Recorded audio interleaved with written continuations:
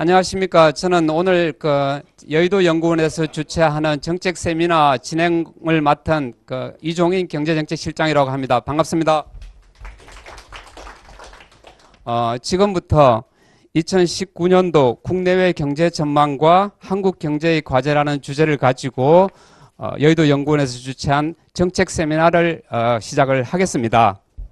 내년에 우리 대한민국의 사정이, 특히 경제 사정이 녹록지 않습니다. 상당히 비관적인 것으로 이렇게 전망이 되고 있습니다. IMF나 OECD, KDI 등 일제히 약속이나 한 것처럼 굉장히 내년에 경제 성장률이 낮아질 거다라는 그 전망치를 내놓고 있습니다.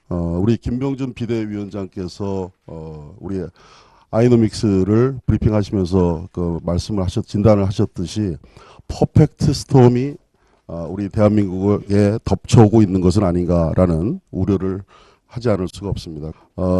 경제는 경제 논리로 풀어야 한다고 생각을 합니다. 경제 정치 논리가 개입돼서는 안 된다 이렇게 생각을 하고, 잦아지는 정부의 시장 개입 이런 것이 정말 자제될 필요가 있다라는 그런 생각들을 가져봅니다. 우리가 자신 있었던 분야에서 다 전부 밀리고 있는 이제 그런 형상들. 야, 이거 어떡하지? 우리가 사실은 중국하고의 관계만 하더라도 어떻게 산업적으로 연결을 하느냐. 한편으로 보면 중국이라는 게 큰 바퀴고 우리는 작은 바퀴니까 이 두 개가 기능적으로 잘 이렇게 묶여지면은 그 큰 바퀴 하나 돌 때 우리는 10바퀴를 돌 수 있단 말이에요. 그러니까 굉장히 좋은데 그 바퀴가 고리가 끊어지든가 아니면 우리가 뒤처지기 시작하면 그 큰 바퀴가 우리를 덮어버린다고요. 게다가 대통령은 경제에 관심도 없어요. 그리고 밖에 나가서 외교를 하는 데 있어서도 경제 외교는 뒷부분이고 완전히 뒤로 가버리고 오로지 말하자면 북한 이야기만 하고 다니는, 이게 과연 정상적인 정부냐. 이 체제 아래서 우리 경제가 지금 그냥 내려앉고 있는데, 지금 뭐 우리 이야기할 게 있겠습니까? 투자, 소비, 고용 다 내려앉고 있는데. 그래서 걱정이 됩니다. 전망과 관련해서는 핵심적인 얘기가 될 것 같은데, 아마 지금 아까 말씀 들어보니까 모두들 다 대충은 그 숫자까지는 아니래도 다 알고 계시는 얘기라고 생각을 합니다. 그리고 여기 지금 그래프 보시면 이제 파란색 이 막대가 이제 2019년 전망치이고, 이제 빨간색 이제 바로 된 게 2018년, 아직 끝나진 않았지만 2018년 전망치라고 생각하시면 됩니다. 그래서 지금 보시면 이제 세계 경제 전망에서도 이제 올해 3.7%, 내년도 3.5%, 그리고 이제 선진국들 다 그렇고 이제 대부분의 국가에서 약간 예외는 있습니다만은 대부분 국가에서 이제 빨간색 비해서 이제 파란색 전망치가 좀 낮다는 걸 알 수 있습니다. 그것은 이제 내년도 성장세가 좀 더 둔화될 것이다. 올해 3분기까지 나온 실적 보면 2.8%는 절대 불가능합니다. 예. 한 2.6에서 2.7 정도로 내려갈 것 같고요. 그리고 내년도는 올해보다 좀 떨어지는 방향으로 했고, 2.6% 성장의 의미는 2008년 글로벌 금융위기 이후에 금융위기와 재정위기가 심했던 2009년, 2012년 그때 빼놓고는 가장 낮은 성장률이라는 그런 의미를 가집니다. 물가 상승률이나 노동 생산성 증가율을 무시하고 임금 인상은 해마다 플러스를 하고 있다. 이건 기업 입장에서는 생산 비용이 늘어나는 문제죠. 그러니까 이런 부분들이 기업이 탈출하는 이유 같습니다. 그리고 마지막으로 말씀드릴 게 이제 기업 탈출하는 이유 중에 정부 규제인데요.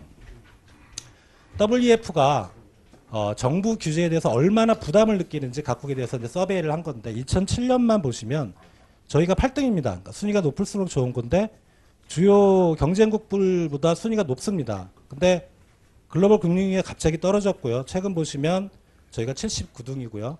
독일, 미국, 중국, 일본에 대해서 상당히 좀 부담을 많이 느끼고 있다. 소비를 정부의 힘으로 끌려고 하지 말고 민간 시장에서 고용을 회복시키는 그 첫 단추를 깨면서 실질 구매를 확충하고 그걸 소비 회복으로 이어질 수 있는 그런 정책을 써야 될 것 같고요. 경우에 따라서는 경제가 어려울 때는 좀 전략을 수정한다든가 한 발 뒤로 물러선다든가, 그러니까 성장 쪽에 대한 정책적 비중 이런 것도 지금 정부가 좀 많이 생각을 해야 되지 않을까 생각이 듭니다. 네네. 제가 보니까 지금 전망이 굉장히 낙관적으로 전망을 하고 있는 것 같아요. 2.6%라고 하는데 제가 보기에는 2.6% 어림없습니다, 내년에. 상당히 낙관적인, 그건 이 전제는 위기가 없다는 전제 하에서 전망한 것들이에요. 지금 위기가 올 수 있는 상황이 너무 깔렸어요. 너무 성숙되어 있기 때문에 아까 2.6% 얘기 저희는 아마 내년에 위기 오면 2% 달성 힘들 거. 게다가 상법 개정하죠. 공정거래법 개정하죠. 상수세는 65% 받죠. 한국에서 기업 한다는 자체가 기적입니다. 누가 투자합니까? 그래서 우리가 어떻게 해야 될까? 규제 획파하고 요거는 뭐 많이 된 거지. 정리를 해놓은 건데요. 규제 획파해서 하고 감세하고 노동시장 유연성을 제고해서 투자 한국을 건설해야 된다. 일하기 좋은 나라로. 그다음에 두 번째가 이제 아까 했지만 고부가치 서비스 육성. 이걸 규제를 완전히 획파해야 됩니다.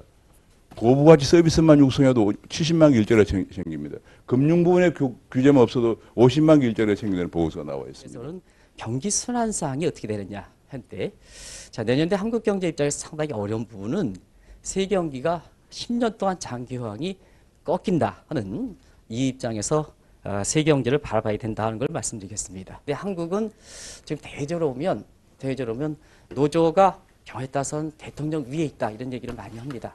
이렇게입니다. 이런 측면이 한국 경제에 이렇게 되는데요.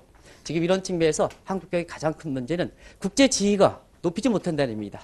국가신용 정체대 벤치마크에서 모건 스탠리 지수에서 한국이 올라가지 못하고 퇴보해 이런 측 그러다 보니까 외국인 나가고 기업 나가고 한국 사람들이 한국 국적 포기하고 기업 나가고 그 다음에 소비도 밖에서 하고 민간 투자 부진하고 여러 가지 상황이 안 좋은 것도 있지만 몇 가지 제도 요인 여러분들 다 아시는 제가 생각하는 최저임금하고 근로시간 단축 이 문제가 큰 문제가 아닌가 하는 생각이 듭니다. 그래서 최저임금은요 사실은 올해가 이게 하고 내년 이거 다 합치면 한 30% 정도 오르는 겁니다. 근데 이게 이 시간당 임금이 30% 정도 오른다는 거는 이게 조금 너무 급격한 거거든요. 제가 보기에는 노동정책 전반적인 기조를 조금 재검토할 필요가 있지 않나. 아직 연말의 지표를 보고 전반적으로 재검토가 필요한 시점이 아닌가 하는 생각이고요. 그리고 정부가 노사관계 공정한 중립적인 입장에서 좀 컨트롤을 잘 해주셨으면 좋겠다는 생각입니다. 가장 큰 문제는 정부의 잘못된 정책 대응이 있다라고 생각을 합니다. 그리고 우리가 이제 생각하고 있는 것은 뭐 지금 우리가 저성장 국면에 진입하냐 그랬지만 제가 볼 때는 저성장 국면 진입은 꽤 오랜 기간부터 진행되어 왔다고 생각을 합니다. 새로운 시대, 4차 산업혁명 시대에 이러한 정책으로 해서 결국은 일자리 대책은 더욱 빨라질 것이고 지금 현재 근로자는 좀 나을지 모르겠습니다. 그렇지만 결국은 미래 우리 후손들의 어떤 일자리는 거의 없어진다고 보면 될 것 같습니다. 그러니까 정부가 정책을 제대로 못하면서 지금 한국 경제의 문제를 더욱 저성장을 더욱 가속화시키고 있다라고 판단이 됩니다. 나라다운 나라가 아니라 나라다운 그런 나라를 만들고 있다라고 생각을 합니다. 그래서 성장 동력을 확보하는 방법은 저희 한국당에서 얼마 전에 발표한 아이노믹스가 진정한 해법이 아닐까. 우리가 경제가 살아야 남북 간의 평화도 가능하고 그다음에 대한민국을 설계할 수 있는 건데 그런 측면에서 이제 보니까 내년에 그냥 앉아서 이대로 내년을 맞이해서는 정말 우리 대한민국 경제가 심각해지겠다라는 그런 생각을 아마 공통적으로 이 자리에 계신 분들이 공유하고 있다고 생각하고 뭔가 결단을 촉구하는 그런 움직임이 있어야 되겠다라는 그런 생각을 갖게 되었다는 말씀을 마지막으로 드립니다. 고맙습니다.